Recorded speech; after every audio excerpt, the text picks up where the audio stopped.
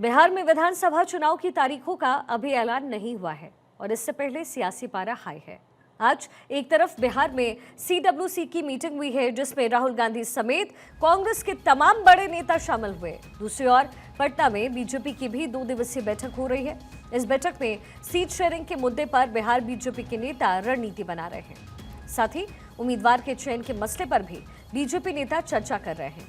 इस बैठक में बिहार बीजेपी के शीर्ष नेताओं के साथ ही बीजेपी के संगठन से जुड़े कई क्षेत्रीय नेताओं को भी आमंत्रित किया गया है ताकि बूथ स्तर तक बीजेपी को मजबूत करने की रणनीति को अंतिम रूप दिया जा सके।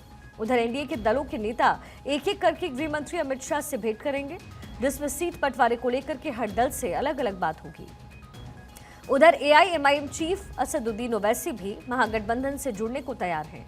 उनका कहना है कि उन्हें 6 सीटें मिले तब वो गठबंधन में शामिल होंगे।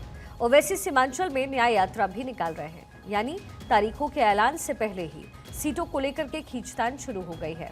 इसी पर आज का प्योर पॉलिटिक्स होगा। हम बिहार के मुद्दे पर चर्चा करेंगे। बिहार में कौन से वो चुनावी मुद्दे हैं और क्या रणनीति इस समय पॉलिटिकल पार्टीज बना रही है। अलग अलग मुद्दे जिस पर फोकस पॉलिटिकल पार्टीज का है। एक तरफ बीजेपी एनडीए अपने कमर को कस रही है, वहीं दूसरी तरफ इंडिया गठबंधन में भी कुछ हद तक तालमेल होता हुआ नजर आ रहा है। लेकिन ये तालमेल की जो स्थिति है स्पष्ट तब होगी जब सीट शेयरिंग का एक फॉर्मूला बिहार में तय हो जाएगा।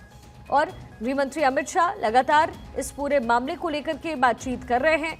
कई विधायकों के टिकट कट सकते हैं, कहा जा रहा है। जो सिटिंग विधायक हैं उनमें से 20 ऐसे हैं जिनका टिकट बीजेपी काट सकती है, यानी बीजेपी अपने विधायकों को आकलन करने की तैयारी कर रही है, आंकने की तैयारी कर रही है।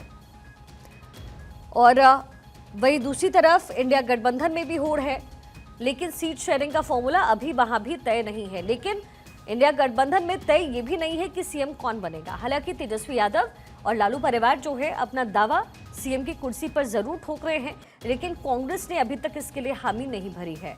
कांग्रेस को उम्मीद है कि अच्छा प्रदर्शन वो इस बार बिहार में करने जा रही है और यही वजह है कि 85 साल बाद सीडब्ल्यूसी की मीटिंग बिहार में रखी गई है, जिसको लेकर के बीजेपी ने आज तंज भी कसा है। रविशंकर प्रसाद की तरफ से स्टेटमेंट आया कि 85 साल बाद कांग्रेस को बिहार की याद आ रही है।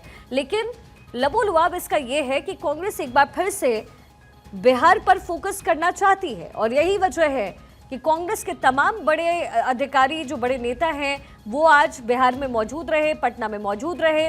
अलायंस दलों के साथ जो नेता है वो 1 to 1 करते नजर आए। बीजेपी भी कमोबेश यही स्थिति में इस समय है। लेकिन दांव किसका चलेगा? और सबसे बड़ा सवाल यह है कि क्या नीतीश कुमार उतने ही मजबूत 2025 में हैं जितने वो 2020 में हुआ करते थे? तो देखिए, सवाल बहुत सारे हैं, जवाब जो चुनावी परिणाम आएगा वो इन सवालों का लेकर आएगा। लेकिन इस समय गठजोड़ की स्थिति के साथ साथ जो अपनी स्थिति को मजबूत करने की कोशिश तमाम पॉलिटिकल पार्टीज करती हुई बिहार में नजर आ रही है। गृह मंत्री अमित शाह अलग तरीके की रणनीति बना रहे हैं। सीट शेयरिंग का फॉर्मूला तय होगा, क्योंकि एनडीए के साथ जो बाकी 3-4 दल और हैं उनको कितनी सीटें मिलनी चाहिए। चिराग पासवान भी अपना दावा बिहार पर खूब ठोक रहे हैं। वो कह रहे हैं कि जिन जगहों पर, यानी जिन जिलेवार उनकी पार्टी ने अच्छा प्रदर्शन लोकसभा चुनाव में किया, वहां उन्हें मैक्सिमम सीटें मिलनी चाहिए।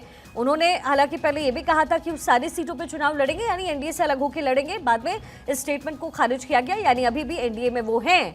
लेकिन बीजेपी किस रणनीति पर काम कर रही है और नीतीश कुमार का जादू जो आज से 15 साल पहले जैसा चलता था बिहार में, क्या इसे रिपीट करने वाले हैं नीतीश कुमार? सवाल कई सारे हैं, इस पर विश्लेषण कर लेते हैं।